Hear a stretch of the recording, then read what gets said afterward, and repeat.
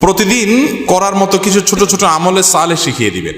প্রতিদিন করার মতো প্রথম আমলে সালে হলো 5 ওয়াক্ত নামাজ সময় মতো ধীরে ধীরে আদায় করবেন। এর চাইতে বড় কোনো আমলে চলে না। এই একটা যদি করেন আর ছোটখাটো কোনো আমল নাও করতে পারেন, বড় গুনাহ থেকে বেঁচে থাকেন, ইনশাআল্লাহ নাজাতের পথ অর্ধেক সুগম হয়ে যাবে।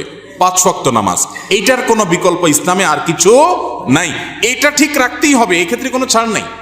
দাঁড়ায় না হলে বসে শুয়ে যেভাবে পারেন পড়তেই হবে, কোনো ছাড় নাই।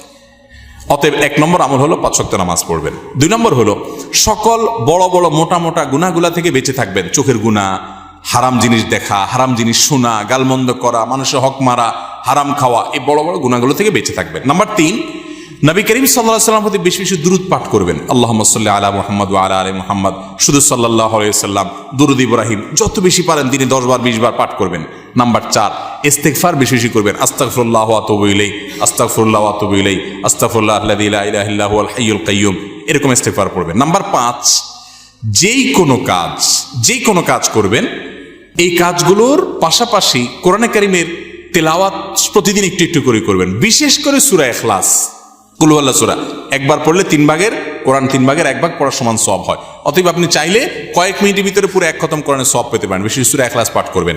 6 নম্বর হলো যত জিকির আছে কোরআন হাদিসে বর্ণিত, এই জিকিরগুলো বেশি বেশি করে পাঠ করবেন। যেমন সুবহানাল্লাহ ওয়া বিহামদিহি সুবহানাল্লাহিল আযীম, তারপর লা হাওলা ওয়ালা কুওয়াতা ইল্লা বিল্লাহ, এটাকে জান্নাতের ভান্ডার বলা হয়েছে। তারপর আপনার দুরূদ ইব্রাহিমের পাশাপাশি অন্যান্য সাধারণ দুরূদ তো পড়বেনই। যত জিকির আছে এর মধ্যে একটা জিকির আছে ইয়া জাল জালালি ওয়াল ইকরাম, বেশি বেশি করে। তাহলে ইয়া জাল জালালি ওয়াল ইকরাম, সুবহানাল্লাহ ওয়া বিহামদিহি সুবহানাল্লাহিল আযীম এবং লা হাওলা ওয়ালা কুওয়াতা ইল্লা বিল্লাহ, স্পেশালি এই 3টা বেশি বেশি জিকির পাঠ করবেন। কোনো মুসলমানকে জাহান্নামে দেওয়ার পর কখনো কি তাকে জান্নাতে দেওয়া হবে?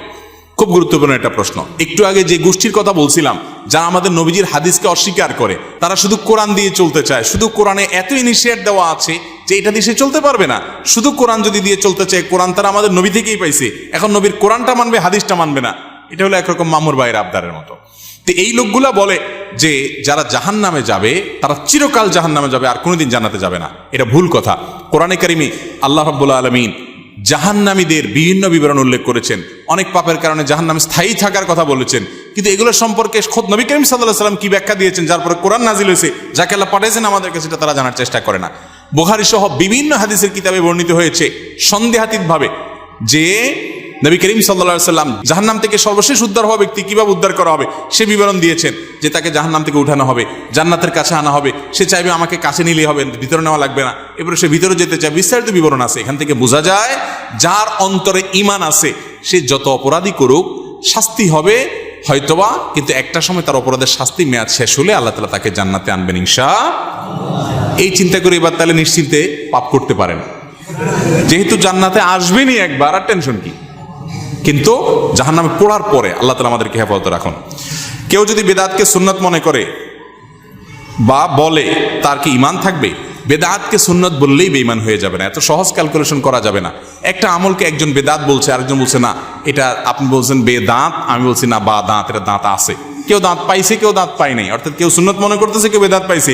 এটা নিয়ে ইজতিহাদ বা বুঝের মত পার্থক্য হতে পারে। এর কারণে কেউ কাফের বা মুসলমান হবে না। বেদাত জঘন্য খারাপ জিনিস, কিন্তু এই খারাপ জিনিস কোনটা, এটা বেদাত কিনা আদৌ, এটা নিয়ে সংজ্ঞা নিয়ে ওলামাদের মধ্যে মত পার্থক্য থাকতে পারে। অনেক বড় বড় ইমামদের মধ্যে মত পার্থক্য আছে। একই কথাকে একজন ইমাম বলছেন বেদাত, আরেকজন বলছেন এটা বেদাত না। অতএব এটা নিয়ে মারামারি করবেন না। মেয়েদের সাদা স্রাব হলে নামাজ পড়তে পারবে কিনা?